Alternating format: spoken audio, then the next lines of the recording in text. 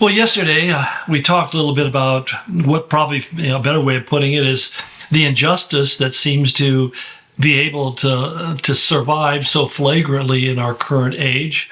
It's kind of been that way throughout human history, and it may be hard for you to believe, but the injustice or the level of injustice in our own time, in our own nation culture, is really not that bad in comparison to what has taken place throughout history.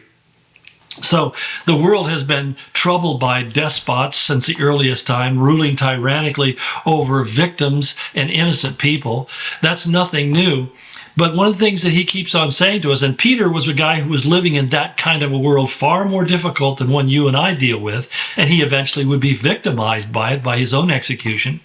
But he wanted to remind us, and I talked about this yesterday, that God did not spare the angels that rebelled against him. And he said he did not spare the ancient world, speaking about the world before the flood, when their every thought became continually wicked all of the time, as Genesis describes it. Nor did he say that did he fail to condemn the cities of Sodom and Gomorrah and destroyed them completely and wiped them out because they had become so completely corrupted. There was no good any longer to be found in them, which is an incredibly amazing comment, that there was not one righteous man other than Lot in that entire city. And then he goes on, he looks at the other side we talked about yesterday to keep this in mind. Even though if we feel like that bad people are getting away with crime all the time and are never punished, he says the Lord knows how to rescue godly men. So my commitment is that I need to focus on being godly, leaving bad people to God, and realizing that if I get in trouble or if they threaten me, God is going to rescue me. That he knows how to protect us like he did with Noah.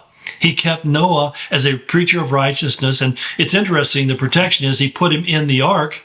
I think he also protected him from many of his neighbors who probably would have brought him harm if they could have.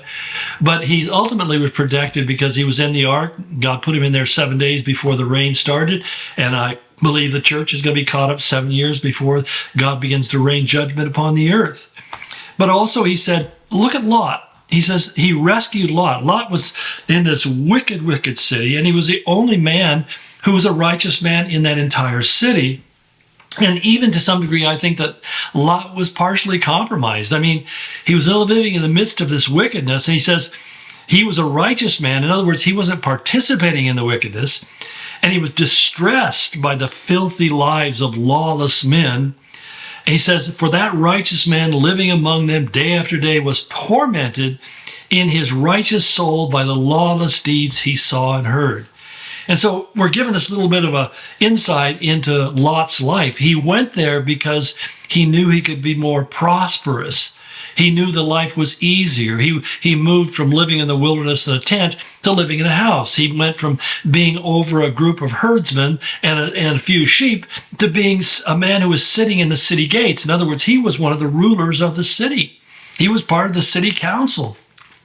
And he was probably a voice that was speaking out against these iniquity and trying to give honest judgments, because the man who sat in the city entrance to the city, that was the city courthouse. He probably was the judge who was trying to settle things out and treat people fairly.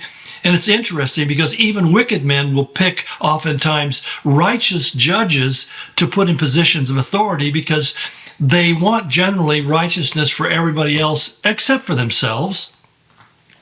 But he's saying basically Lot had to live that way every day. And that's why he goes on to say, then so, if this is so, this is what Peter goes on, if this is a fact, these things are true, then the Lord knows how to rescue godly men from trials. He knows how to keep us protected. And he knows how to hold the unrighteous for the day of judgment while continuing their punishment. This is especially true, he goes on to say, of those who follow the corrupt desire of the sinful nature and despise authority.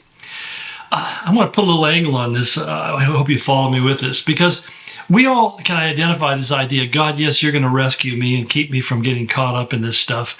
Help me to keep my eyes on you. And you're also going to hold the unrighteous accountable. But you said it may not come until the day of judgment. Now, the day of judgment may be the day that God judges them. It may be the day that they come to an end of their life, or it may be the end of time. I can't say for certain. But one of the things he says, I want you to know that they're going to live punishing lives. Someone was saying to me recently about some people that they know in their life who are behaving very badly, very narcissistic, even sociopathic, and being terribly unfair and unjust to them. And they said, they just keep on getting away with it. And I said, no, they don't. Well, they don't seem to have any problems. I said, well, that's the same complaint that Asaph had. He said, I envy the wicked because it seems like they have no problems. And then he said, but then God gave him perspective, and he saw what slippery ground they were standing on and how they fall in a moment. And I said, what you have to understand is that God is waiting for you to get to the point in your heart where you have released your bitterness, your resentment, any maliciousness you have towards that person, and you begin to pray that God would save them and God would deliver them and God would ultimately have mercy upon them. Pray for your enemies and for those who despitefully use you. And when you start doing that, then God can stop dealing with you and begin to deal with them in a way that he lets you see. Because what God doesn't want you to do is become like Satan. You see, Satan delights in people's hardships and sorrows and sufferings and loss and death and disease. That brings him more pleasure than anything you can imagine. And if he can get a Christian to join with him in that hateful rhetoric and attitude towards a person, then he's winning the battle. But when you begin to respond the way God does, where God weeps with these people who are being so self-destructive, that he sees them as the lost sheep, the pearl of great price, that he sees them as the prodigal that's gone astray, the demoniac who is not in his sound mind, but running around nakedly, hurting and harming others. And he healed him, and it says that demoniac was sitting at Jesus' feet. He was clothed, and he was in a sound mind. He had come to his senses. The same way it said of the prodigal, he came to his senses. That's what we need to pray, that God would bring these people to their senses and not desire for them to be punished, because oftentimes people who are doing evil and they're punished just become more determined to continue in their evil. They won't let anything stop them, even though they are, as the Apostle Paul was, kicking against the pricks, basically kicking against the goads. And that's an amazing statement, that God came to Paul and said, basically, how long are you going to do the very thing that injures you, harming yourself in resisting me? And that's what I pray for these people, that they have a Damascus Road moment where they'll suddenly be awakened to the reality. And I try not to give them any fuel to keep their fire going. But the reality is we want to react to them and view them the way Jesus views them, not hateful and resentful, but rather praying that they might come to repentance and be saved. Because he said they're going to come to their own punishment, a continuing form of punishment. He says, especially true of those who follow the corrupt desire of the sinful nature and despise authority. They follow their most basic drives. They're what we call the carnicos man. They're carnix man. They're the man or woman who is basically driven by base appetites and passions, money, sex, power, pleasure. These are things that drive them. And any authority that says you can't do that, they despise that. They may treat that authority respectfully to their face, but they hate people telling them they can't do something. And he goes on to say, in behavior, they're bold and they're arrogant. These men are not afraid to slander celestial beings. In other words, slander the divine beings. Yet even angels, though they are stronger and more powerful than fallen angels, yet he says they do not bring slanderous accusations against such beings in the presence of the Lord. His whole point is, don't you do that either. They may be liars, they may be thieves, they may be murderers, they may be any list of bad things that you can try, and all those things can be true about them. But he says that's not how you should be bringing them to the presence of God. God knows those things even at a deeper level than you know them, but we're called to be the people who pray that God will deliver them from the power of the enemy. He'll break the chains that hold them in bondage. Stop nursing our own hurts, our own losses, our own offenses, and start focusing on seeing them saved so they can come to that right relationship. I love the story of the prodigal because it says, when he came to his senses, he reasoned to himself. He said, in my father's house even the slaves have a better life than I have.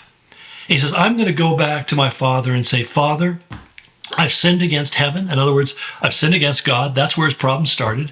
I've sinned against you, and I don't deserve to even be a slave in your house. And what does his father do? He threw his arm around him. It says he ran to them. Middle Eastern men don't run. He ran to his son, put his arms around him, put the ring of authority on him, put his own robe on him. Now, the older brother complained, saying, he's wasted all your monies and you treat him like he's just like me. And his father's basically saying, he is like you. He's my son. But he says, everything you have, I have is yours, because that younger son had sold his inheritance. He wasn't going to get another half of the inheritance. He says, everything I have, son, is yours. But this your brother who was dead is alive. He was lost and now he's found. He was blind, but now he sees. And it's us to have that attitude. That's where Christ is trying to bring you and I in regards to those people who bring so much hurt and pain into our personal lives. Well, hope that's helpful. We'll finish this up tomorrow. God bless you.